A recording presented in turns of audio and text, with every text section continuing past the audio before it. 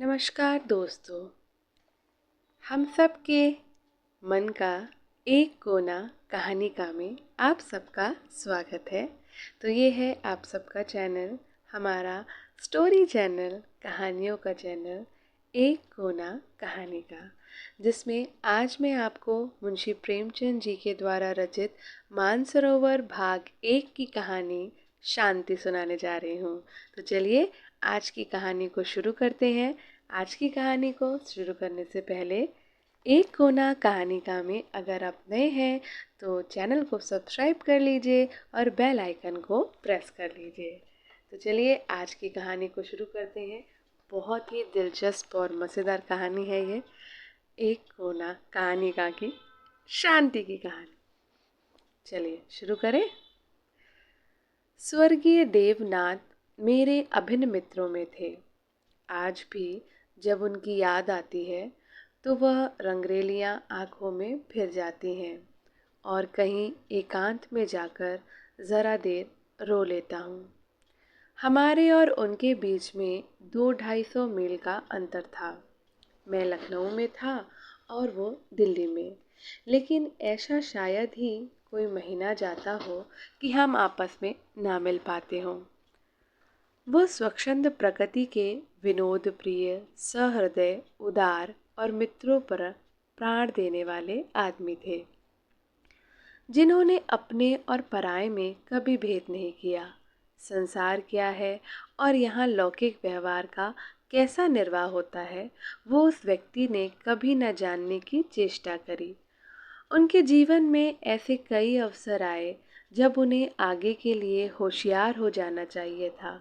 मित्रों ने उनकी निष्कपटता से अनुचित लाभ उठाया और कई बार उन्हें लज्जित भी होना पड़ा, लेकिन उस भले आदमी ने जीवन से कोई सबक न लेने की कसम खा ली थी। उनके व्यवहार ज्यों के त्यों रहे। जैसे भोलानाथ जिए वैसे ही भोलानाथ मरे।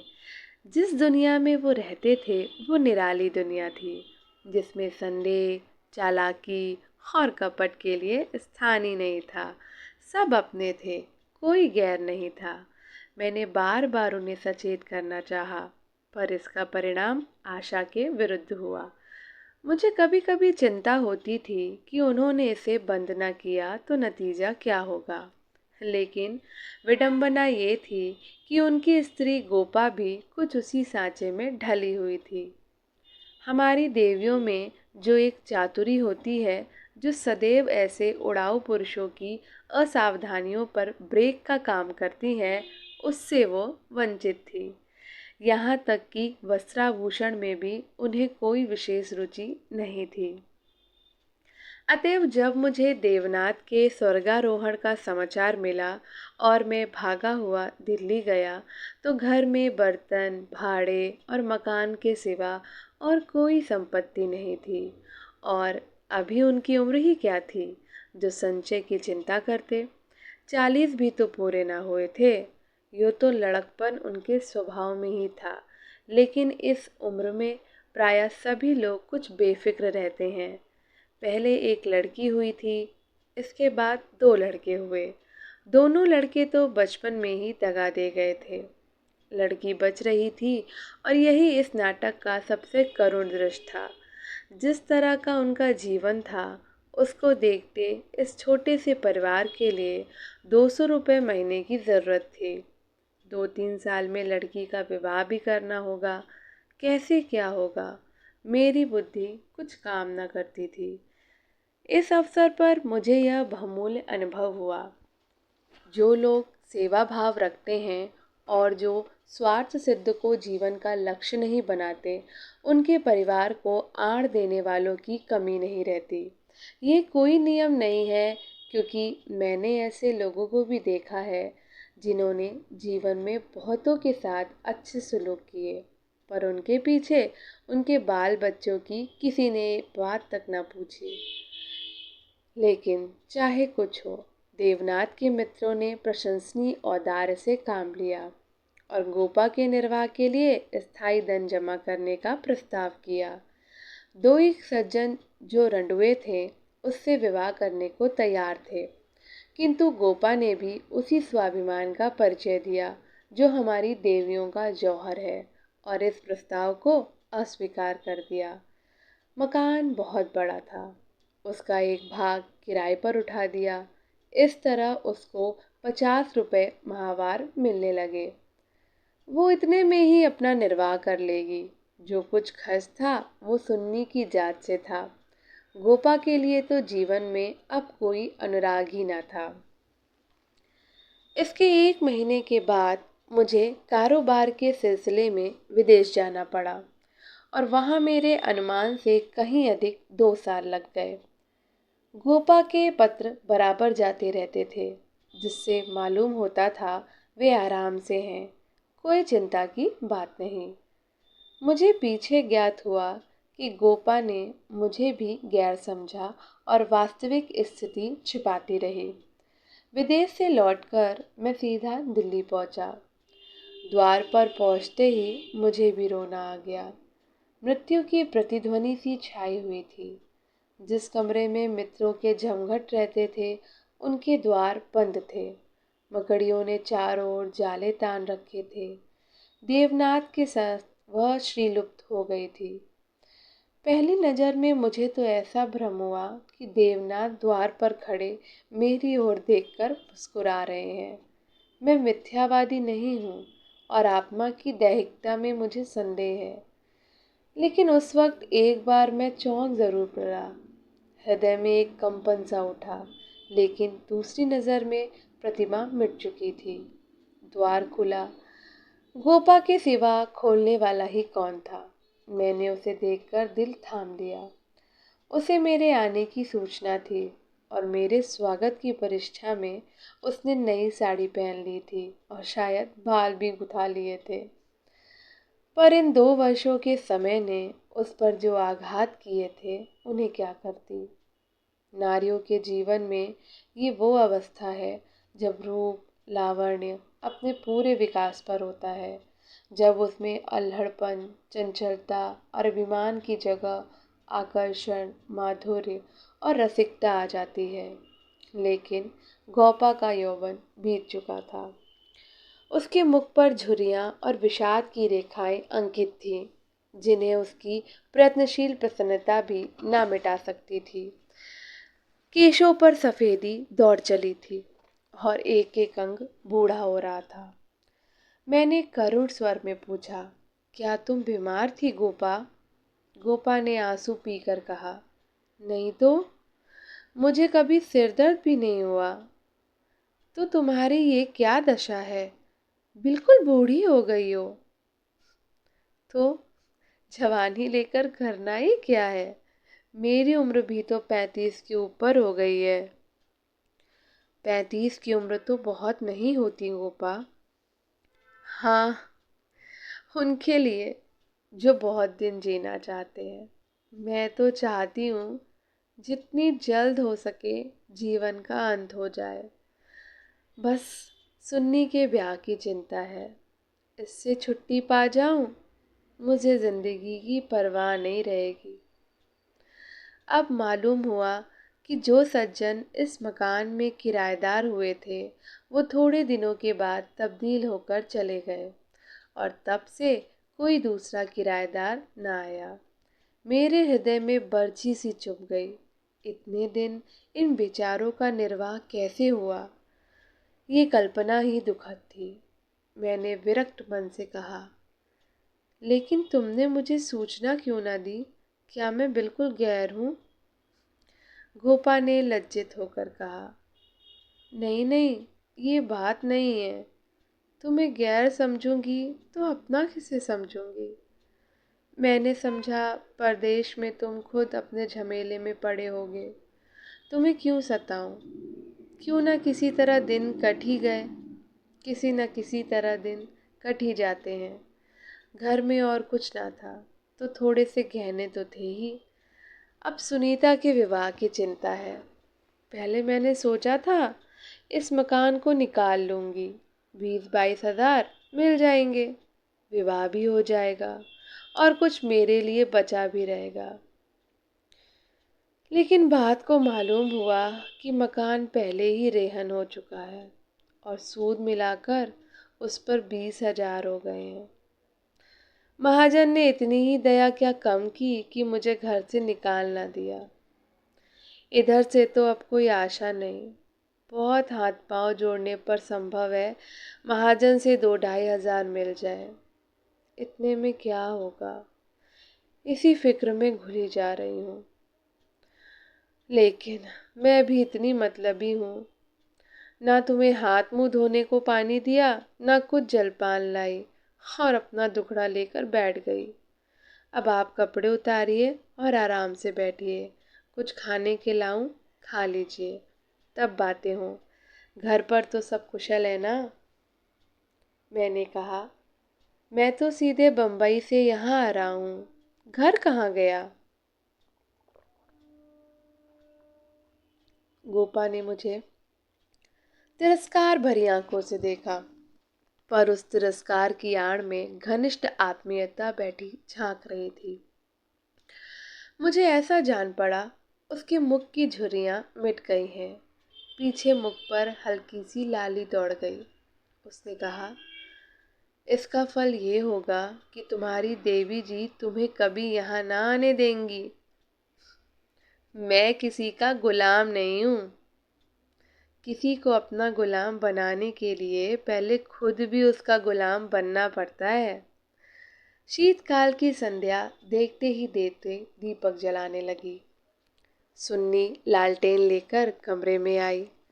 2 साल पहले की अबोध और कृष्टनु बालिका रूपवती युवती हो गई थी, जिसकी हर एक चितवन, हर एक बात उसकी गौरवशील प्रकृति का पता दे रही थी। जिसे मैं गोद में उठाकर प्यार करता था, उसकी तरफ आज आंखें न उठ सका और वो मेरे गले से लिपटकर प्रसन्न होती थी।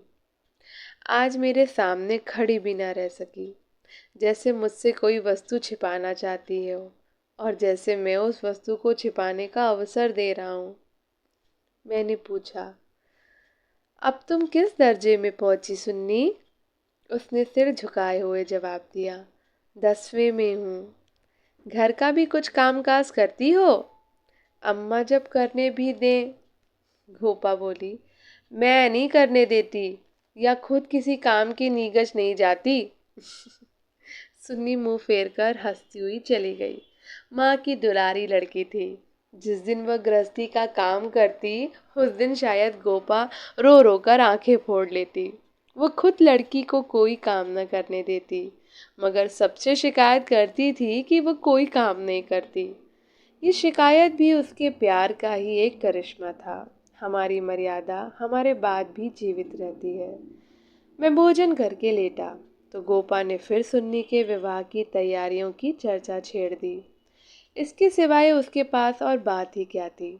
लड़के तो बहुत मिलते हैं, लेकिन कुछ हैसियत भी तो हो। लड़की को ये सोचने का अवसर क्यों मिले कि दादा होते तो शायद मेरे लिए इससे अच्छा घर वर ढूंढते। फिर गोपा ने डरते डरते लाला मदारी लाल के लड़के का जिक्र किया। मैंने चकित होकर उसकी तरफ देखा। मदारी लाल पहले इंजीनियर थे, अब पेंशन पाते थे। लाखों रुपया जमा कर लिए थे, पर अब तक उनके लोभ की भूख ना बुझी थी। गोपा ने घर भी वह छाटा जहां उसकी रसाई कठिन थी। मैंने आपत्ति की, मदारी लाल तो बड़ा दुर्जन मनुष्य है। गोपा ने दांतों तले जीभ दबाकर कहा, अरे नहीं भैया, तुमने उन्हें पहचाना ना होगा। मेरे ऊपर बड़े दयालु हैं। कभी कभी आकर कुशल समाचार पूछ जाते हैं। लड़का ऐसा होनहार है कि मैं तुमसे क्या कहूँ। फिर उनके यहाँ कमी किस बात की है? ये ठीक है कि पहले वो खूब रिश्वत लेते थे, लेकिन यहाँ धर्मात्मा कौन है? कौन अवसर पाकर छोड़ देता है? मदारी लाल ने तो यहाँ तक कह दिया कि वो मुझसे दहेज नहीं चाहते, केवल कन्या चाहते हैं। सुन्नी उनके मन में बैठ गई है। मुझे गोपा की सरलता पर दया आई, लेकिन मैंने सोचा, क्यों इसके मन में किसी के प्रति अविश्वास उत्पन्न करूं। संभव है मदारी लाल वो ना रहे हों, चित्त की भावनाएं बदलती भी तो रहती हैं। मैंने अर्धसहमत होकर कहा, मगर ये तो सोचो, उनमें और तुम में कितना अंतर है। शायद अपना सर्वस्व अर्पण करके भी उनका मुंह सीधा नहीं कर सकोगी। लेकिन गोपा के मन में बात जम गई थी। सुन्नी को वो ऐसे घर में चाहती थी जहां वो रानी बनकर रहे। दूसरे दिन प्रातःकाल मैं मदारी लाल के पास गया और उनसे मेरी जो बातचीत हुई उसने मुझे मुग्ध कर दिया। किसी समय वो लोभी रहे होंगे। इस समय तो मैंने उन्हें बहुत ही सहृदय, उदार और विनयशील पाया। बोले, भाई साहब, मैं देवनाथ जी से परिचित हूँ। आदमियों में रतन थे। उनकी लड़की मेरे घर आए, ये मेरा सौभाग्य है। आप उनकी माँ से कह दें, मदारी लाल उनसे किसी चीज़ की इच्छा नहीं रखता। ईश्वर का दिया हुआ मेरे घर में सब कुछ है। मैं उन्हें जेरबार नहीं करना चाहता। मेरे दिल का बोझ उतर गया। हम सुनी सुनाई बातों से दूसरों के संबंध में कैसी मिथ्या धारणा कर लिया करते हैं, इसका बड़ा शुभ अनुभव हुआ। मैंने आकर गोपा को बधाई दी। ये निश्चय हुआ कि गर्मियों में विवाह कर दिया जाए। ये 4 महीने गोपा ने विवाह की तैयारियों में काटे। मैं महीने में एक बार अवश्य उससे मिलाता था, पर हर बार खिन्न होकर लौटता। गोपा ने अपनी कुल मर्यादा का जाने कितना महान आदर्श अपने सामने रख लिया था। फगली इस भ्रम में पड़ी हुई थी कि उसका उत्साह नगर में अपनी यादगार छोड़ जाएगा। ये नहीं जानती थी कि यहाँ ऐसे तमाशे रोज होते हैं और आए दिन भुला दिए जाते हैं। शायद इस संसार से ये श्रेय लेना चाहती थी कि इस गई बीती दशा में भी लुटा हुआ हाथी 9 लाख का है। पग पर उसे देवनाथ की याद आती। वो होते तो ये काम यूं ना होता, यूं होता, और तब रोती। मदारी लाल सज्जन है, ये सत्य है, लेकिन गोपा का अपनी कन्या के प्रति कुछ धर्म है। कौन उसके 10-5 लड़कियां बैठी हुई हैं, वो तो दिल खोल कर अरमान निकालेगी। सुनने के लिए उसने जितने गहने और जोड़े बनवाए थे, उन्हें देखकर मुझे आश्चर्य होता था। जब देखो कुछ न कुछ सी रही है। कभी सुनारों की दुकान पर बैठी हुई है, कभी मेहमानों के आदर सत्कार का आयोजन कर रही है। मोहल्ले में ऐसा बिरला ही कोई संपन्न मनुष्य होगा जिससे उसने कुछ कर्ज ना लिया हो। वो इसे कर्ज समझती थी, पर देने वाले दान समझकर देते थे। सारा मोहल्ला उसका सहायक था। सुन्नी अब मोहल्ले की लड़की थी। गोपा की इज्जत सबकी इज्जत है, और गोपा के लिए तो नींद और आराम हराम था। दर्द से सिर फटा जा रहा है। आधी रात हो गई है, मगर वो बैठी कुछ न कुछ सी रही है, या इस कोठी का दान उस कोठी कर रही है। कितनी वात्सल्य से भरी आकांक्षाएं थी, जो कि देखने वालों में श्रद्धा उत्पन्न कर देती थी। अकेली औरत, और वो भी आधी जान की, क्या क्या करे। जो काम दूसरों पर छोड़ देती है, उसी में कुछ न कुछ कसर रह जाती। पर उसकी हिम्मत है कि किसी तरह हार नहीं मानती। पिछली बार उसकी दशा देखकर मुझसे रहा न गया। बोला, गोपा, खोपा देवी, अगर मरना ही चाहती हो तो विवाह हो जाने के बाद मरो। मुझे भय है कि तुम उसके पहले ही ना चल दो। गोपा का मुरझाया हुआ मुख प्रमुदित हो उठा। बोली, उसकी चिंता न करो भैया, विधवा की आयु बहुत लंबी होती है। तुमने सुना नहीं, रांड मरे न खंडर ढहे।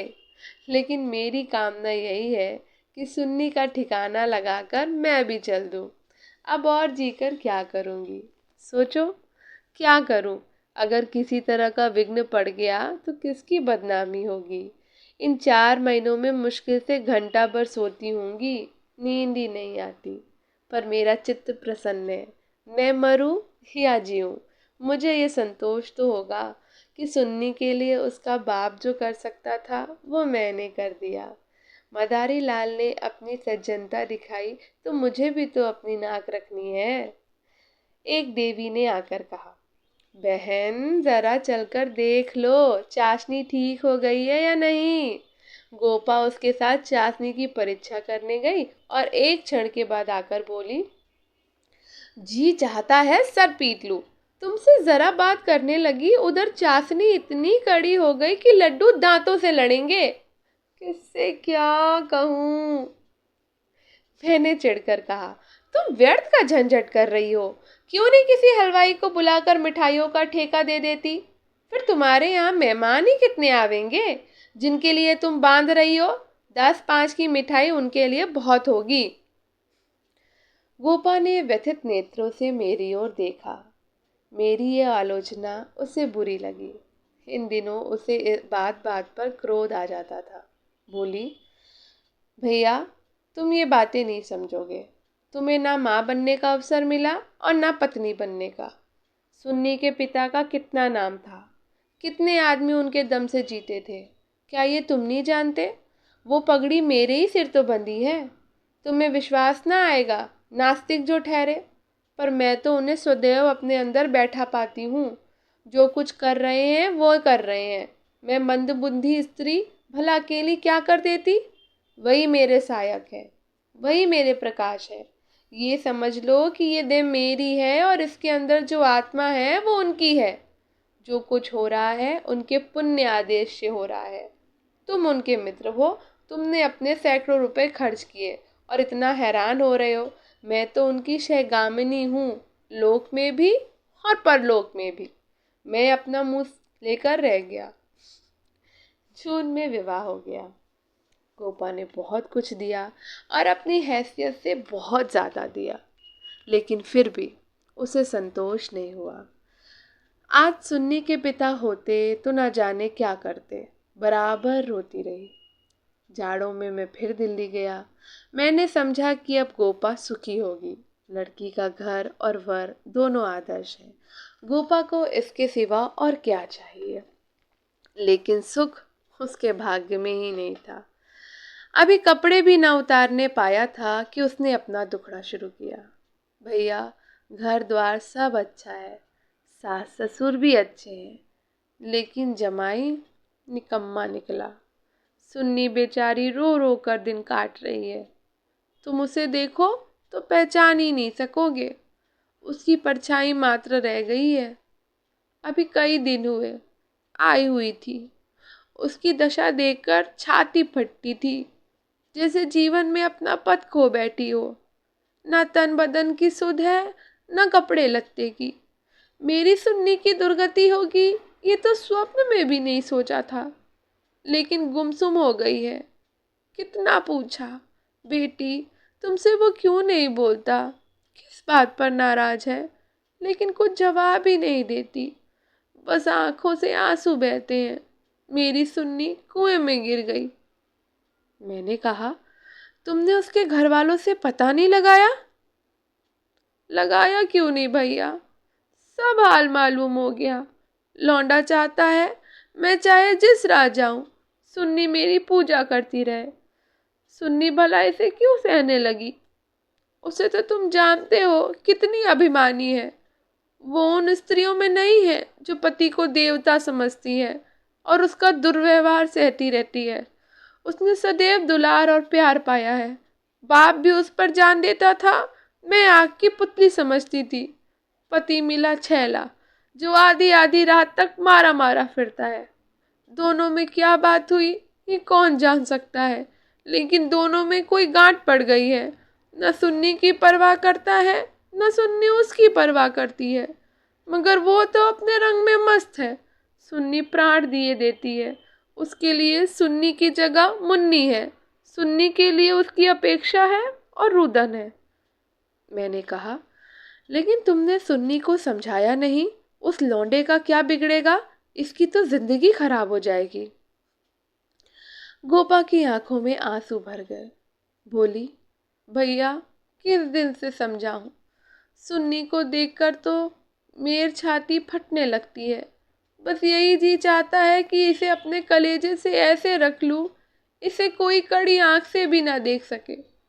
सुन्नी फूहड़ होती, कटु भाषणी होती, आराम तलब होती तो समझती भी। क्या ये समझाऊं कि तेरा पति गली गली मुंह काला करता फिरे, फिर भी तू उसकी पूजा किया कर। मैं तो खुद ही अपमान न सह सकती। स्त्री पुरुष में विवाह की पहली शर्त ये है कि दोनों 16 आने तक दूसरे के हो जाएं। ऐसे पुरुष तो कम हैं जो स्त्री को ज्यों भर विचलित होते देकर शांत रह सके, पर ऐसी स्त्रियां बहुत हैं जो पति को स्वच्छंद समझती हैं। सुन्नी उन स्त्रियों में नहीं है। वो अगर आत्मसमर्पण करती है तो आत्मसमर्पण चाहती भी है, और यदि पति में ये बात ना हुई तो वो उससे कोई संपर्क नहीं रखेगी, चाहे उसका सारा जीवन रोते कट जाए। ये कहकर गोपा भीतर गई और एक श्रृंगारदान लाकर उसके अंदर के आभूषण दिखाती हुई बोली, सुन्नी इसे अब की यहीं छोड़ गई, इसलिए आई थी। ये वे गहने हैं जो मैंने ना जाने कितना कष्ट सहकर बनवाए थे। इसके पीछे महीनों मारी मारी फिरी थी, यूं कहो कि भीख मांगकर जमा किए थे। सुन्नी अब इनकी और आंख उठाकर भी नहीं देखती। पहने तो किसके लिए, श्रृंगार करे तो किस पर। 5 संदूर कपड़ों के दिए थे, कपड़े सीते सीते मेरी आंखें फूट गई और ये सब कपड़े उठाती लाई। इन चीज़ों से उसे घृणा हो गई है। बस कलाई में 2 चूड़ियाँ और एक उजड़ी साड़ी, यही उसका श्रृंगार है। मैंने गोपा को सांत्वना दी। मैं जाकर केदारनाथ से मिलूंगा, देखूं तो वो किस रंग ढंग का आदमी है। गोपा ने हाथ जोड़कर कहा, नहीं, भूल कर भी ना जाना। सुन्नी सुनेगी तो प्राण ही दे देगी। अभिमान की पुतली ही समझो उसे, रस्सी समझ लो जिसके जल जाने पर भी बल नहीं जाते। जिन पैरों से उसे ठुकरा दिया है उन्हें वो कभी ना सहलाएगी। उसे अपना बनाकर कोई चाहे तो लौंडी बना ले, लेकिन शासन तो उसने मेरा ना सहा, दूसरों का क्या सहेगी। मैंने गोपा से उस वक्त कुछ न कहा, लेकिन अवसर पाते ही लाला मदारी लाल से मिला। मैं रहस्य का पता लगाना चाहता था। संयोग से पिता और पुत्र दोनों ही एक जगह पर मिल गए। मुझे देखते ही केदार ने इस तरह झुककर मेरे चरण छुए कि मैं उसकी शालीनता पर मुग्ध हो गया। तुरंत भीतर गया और चाय, मुरब्बा और मिठाइयाँ लाया। इतना सौम्य, इतना सुशील, इतना विनम्र युवक मैंने नहीं देखा था। ये भावना ही ना हो सकती थी कि इसके भीतर और बाहर में कोई अंतर हो सकता है। जब तक रहा सिर झुकाए बैठा रहा। उच्छृंखलता तो उसे छू भी नहीं गई थी। जब केदार टेनिस खेलने गया तो मैंने मदारी लाल से कहा, केदार बाबू, तो बहुत सच्चरित जान पड़ते हैं, फिर स्त्री पुरुष में इतना मानो मालिन्य क्या हो गया है। मदारी लाल ने एक क्षण विचार करके कहा, इसका कारण इसके सिवा और क्या बताऊं कि दोनों अपने माँ बाप के लाडले हैं और प्यार लड़कों को अपने मन का बना देता है। मेरा सारा जीवन संघर्ष में कटा, अब जाकर जरा शांति मिली है। भोग विलास का कभी अवसर ही ना मिला। दिन भर परिश्रम करता था, संध्या को पकड़कर सो जाता था। स्वास्थ्य भी अच्छा ना था, इसलिए बार बार ये चिंता सवार रही थी कि संचय कर लूं। ऐसा ना हो कि मेरे पीछे बाल बच्चे भीख मांगते रहे। नतीजा ये हुआ कि इन महाशय को मुफ्त का धन मिला, सनक सवार हो गई, शराब उड़ने लगी, फिर ड्रामा खेलने का शौक हुआ। धन की कमी थी ही नहीं, उस पर माँ बाप के अकेले बेटे, उनकी प्रसन्नता ही हमारे जीवन का स्वर्ग थी। पढ़ना लिखना तो दूर रहा, विलास की इच्छा बढ़ती गई, रंग और गहरा हुआ। अपने जीवन का ड्रामा खेलने लगे। मैंने ये रंग देखा तो मुझे चिंता हुई, सोचा ब्याह कर दूं, ठीक हो जाएगा। गोपा देवी का पैगाम आया तो मैंने तुरंत स्वीकार कर लिया। मैं सुन्नी को देख चुका था, सोचा ऐसी रूपवती पत्नी पाकर इसका मन स्थिर हो जाएगा। पर वो भी लाडली लड़की थी, हठीली, अबोध, आदर्शवादिनी, सहिष्णुता जो उसने सीखी ही ना थी। समझौते का जीवन में क्या मूल्य है, इसकी उसे खबर ही नहीं। लोहा लोहे से लड़ गया। वो अभिमान से पराजित करना चाहती है, ये उपेक्षा से। यही रहस्य है। और साहब, मैं तो बहू को ही अधिक दोषी समझता हूँ। लड़के प्रायः मनचले होते हैं, लड़कियाँ स्वभाव से ही सुशील होती हैं और अपनी जिम्मेदारी समझती हैं। उसमें ये गुण ही नहीं। डोंगा कैसे पार होगा, ईश्वर ही जाने। सहसा सुन्नी अंदर से आ गई। बिल्कुल अपने चित्र की रेखा सी, मानो मनोहर संगीत की प्रतिध्वनि हो। कुंदन तपकर भस्म हो गया था। मिटी हुई आशाओं का इससे अच्छा चित्र नहीं हो सकता। उलाहना देती हुई बोली, आप ना जाने कब से बैठे हुए हैं, मुझे खबर तक नहीं, और शायद आप बाहर ही बाहर चले भी जाते। मैंने आंसुओं के भेग को रोकते हुए कहा, नहीं सुन्नी, ये कैसे हो सकता था? तुम्हारे पास आ ही रहा था कि तुम स्वयं आ गई। मदारी लाल कमरे के बाहर अपनी कार की सफाई करने लगे। शायद मुझे सुन्नी से बात करने का अवसर देना चाहते थे। सुन्नी ने पूछा, अम्मा तो अच्छी तरह हैं? हाँ, अच्छी हैं। तुमने अपनी ये क्या गत बना रखी है? मैं अच्छी तरह से हूँ। ये क्या बात है? तुम लोगों में ये क्या अनबन है? गोपा देवी प्राण दिए डालती हैं, तुम खुद मरने की तैयारी कर रही हो। कुछ तो विचार से काम लो। सुन्नी के माथे पर बल पड़ गए। आपने नाहक ये विषय छेड़ दिया चाचा जी।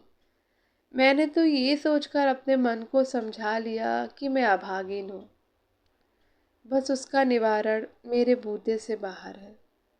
मैं उस जीवन से मृत्यु को कहीं अच्छा समझती हूँ जहाँ अपनी कदर ना हो। मैं व्रत के बदले में व्रत चाहती हूँ। जीवन का कोई दूसरा रूप मेरी समझ में नहीं आता। इस विषय में किसी तरह का समझौता करना मेरे लिए असंभव है। नतीजे की मैं परवाह नहीं करती। लेकिन नहीं चाचा जी, इस विषय में अब कुछ ना कहिए, नहीं तो मैं चली जाऊंगी। आखिर सोचो तो, मैं सब सोच चुकी और तय कर चुकी। पशु को मनुष्य बनाना मेरी शक्ति से बाहर है। इसके बाद मेरे लिए अपना मुंह बंद करने के सिवा और क्या रह गया था। मई का महीना था। मैं मंसूर गया हुआ था। गोपा का तार पहुंचा, तुरंत आओ, जरूरी काम है। मैं घबरा तो गया, लेकिन इतना निश्चिंत था कि कोई दुर्घटना नहीं हुई है। दूसरे दिन दिल्ली जा पहुंचा। गोपा मेरे सामने आकर खड़ी हो गई, निस्पंद, मूक, निष्प्राण, जैसे तपेदिक की रोगी हो। मैंने पूछा, कुशल तो है? मैं तो घबरा उठा। उसने बुझी हुई आंखों से देखा और बोली, सच? सुन्नी तो कुशल से है। हाँ, अच्छी तरह है। और केदारनाथ, वो भी अच्छी तरह है। तो फिर माजरा क्या है? कुछ तो नहीं। तुमने दार तार दिया और कहती हो कुछ तो नहीं। दिल घबरा रहा था, इससे तुम्हें बुला लिया। सुन्नी को किसी तरह समझाकर यहाँ लाना है। मैं तो सब कुछ करके हार गई। क्या इधर कोई नई बात हो गई है? नई तो नहीं है, लेकिन इस तरह में नई ही समझो। केदार एक एक्ट्रेस के साथ कहीं भाग गया। 1 सप्ताह से उसका कहीं पता नहीं। सुन्नी से कह गया है, जब तक तुम रहोगी घर में नहीं आऊंगा। सारा घर सुन्नी का शत्रु हो रहा है, लेकिन वो वहां से टलने का नाम नहीं लेते। सुना है केदार अपने बाप के दस्तखत बनाकर कई हजार रुपए बैंक से ले गया है। तुम सुन्नी से मिली थी? हाँ, 3 दिन से बराबर जा रही हूँ। वो नहीं आना चाहती तो रहने क्यों नहीं देती? वहां घुट घुट कर मर जाएगी। मैं उन्हीं पैरों लाला मदारी लाल के घर चला, क्योंकि मैं जानता था कि सुन्नी किसी तरह न आएगी। मगर वहां पहुंचा तो देखा कोहराम मचा हुआ है। मेरा कलेजा थक से रह गया। वहां तो अर्थी सज रही थी। मोहल्ले के सैकड़ों आदमी जमा थे। घर से हाय हाय की क्रदन ध्वनि आ रही थी। ये सुन्नी का शव था। मदारी लाल मुझे देखते ही मुझसे उन्मत्त की भांति लिपट गए और बोले, भाई साहब, मैं तो लुट गया। लड़का भी गया, बहू भी गई, जिंदगी ही गारत हो गई। मालूम हुआ कि जब से केदार गायब हो गया था, सुन्नी और भी ज्यादा उदास रहने लगी थी। उसने उसी दिन अपनी चूड़ियां तोड़ डाली थी, मांग का सिंदूर पोंछ डाला था। सास ने जब आपत्ति की तो उनको अपशब्द कहे। मदारी लाल ने समझाना चाहा तो उन्हें भी जली कटी सुनाई। ऐसा अनुमान होता था उन्माद हो गया है। लोगों ने उससे बोलना छोड़ दिया था। आज प्रातःकाल यमुना स्नान करने गई, अंधेरा था। सारा घर सो रहा था, किसी को नहीं जगाया। जब दिन चढ़ गया और बहू घर में नहीं मिली तो उसकी तलाश होने लगी। दोपहर को पता लगा कि यमुना गई है। लोग उधर भागे, वहां उसकी लाश मिली। पुलिस आई, शव की परीक्षा हुई, अब जाकर शव मिला है। मैं कलेजा थाम कर बैठ गया। हाय, अभी थोड़े दिन पहले तो सुंदरी पालकी पर सवार होकर आई थी, आज वो 4 कंधे पर जा रही है। मैं अर्थी के साथ हो लिया और वहां से लौटा तो रात के 10 बज गए थे। मेरे पांव कांप रहे थे। मालूम नहीं ये खबर पाकर गोपा की क्या दशा होगी। प्राणांत न हो जाए, मुझे यही भय हो रहा था।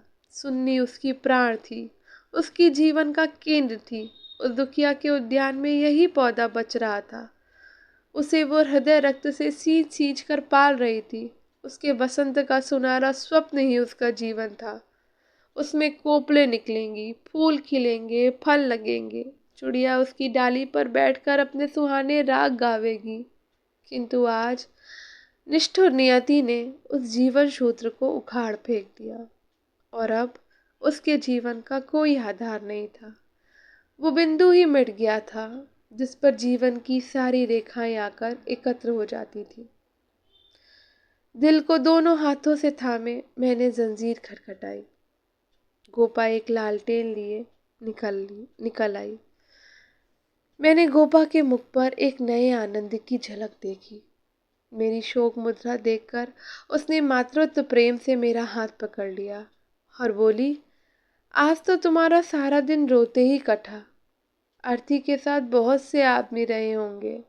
मेरे जी में भी आया कि चलकर सुन्नी के अंतिम दर्शन कर लूं, लेकिन मैंने सोचा जब सुन्नी ही ना रही तो उसकी लाश में क्या रखा है।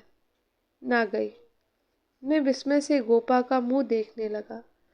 तो इसे यह शोक समाचार मिल चुका है, फिर भी ये शांति और अविचल धैर्य। बोला, अच्छा किया, ना गई, रोना ही तो था। हाँ, और क्या, रोई यहाँ भी, लेकिन तुमसे सच कहती हूँ, दिल से नहीं रोई। न जाने कैसे आंसू निकल आए। मुझे तो सुन्नी की मौत से प्रसन्नता हुई। दुखिया अपनी मान मर्यादा के लिए संसार से विदा हो गई, नहीं तो ना जाने क्या क्या देखना पड़ता। इसलिए और भी प्रसन्न हूँ। उसने अपनी आन निभा दी। स्त्री के जीवन में प्यार न मिले तो उसका अंत हो जाना ही अच्छा है।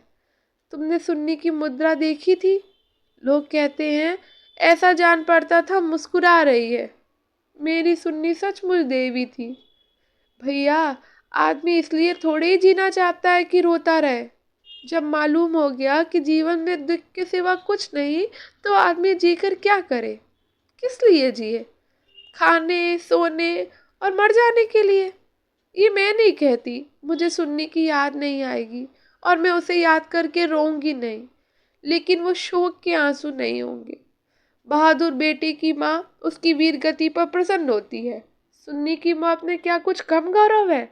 मैं आंसू बहाकर उस गौरव का अनादर कैसे करूं? वो जानती है, और चाहे सारा संसार उसकी निंदा करे, उसकी माता सराहना ही करेगी। उसकी आत्मा से आनंद भी छीन लूं, लेकिन अब रात ज्यादा हो गई है, ऊपर जाकर सो रहो। मैंने तुम्हारी चारपाई बिछा दी है, मगर देखो, अकेले पड़े पड़े रोना नहीं। सुन्नी ने वही किया जो उसे करना चाहिए था। उसके पिता होते तो आज सुन्नी की प्रतिमा बनाकर पूजते। मैं ऊपर जाकर लेटा तो मेरे दिल का बोझ बहुत हल्का हो गया था, किंतु रह रहकर ये संदेह हो जाता था कि गोपा की ये शांति उसकी अपार व्यथा का ही रूप तो नहीं है। कैसी लगी आप सबको ये कहानी शांति? बहुत ही अच्छी कहानी, बहुत ही करुणामयी कहानी। आप इस बारे में क्या कहेंगे मुझे कमेंट बॉक्स में ज़रूर बताइएगा। गोपा का सोचना और सुन्नी का उठाया हुआ कदम, क्या ये सही था? और अगर आप गोपा और सुन्नी की जगह होते तो आप क्या करते? मुझे कमेंट बॉक्स में ज़रूर बताइएगा। कहानी बहुत ही करुणामयी, बहुत ही मार्मिक थी। कैसी लगी ज़रूर बताइएगा। और एक कोना कहानी के साथ जुड़े रहिए, कनेक्टेड रहिए। इसी तरह की सुंदर सुंदर कहानियों को मैं आपको सुनाती रहूँगी, आपके पास लाती रहूँगी। तो मिलते हैं अगली कहानी के साथ। तब तक के लिए एक कोना कहानी का से जुड़े रहिए। धन्यवाद।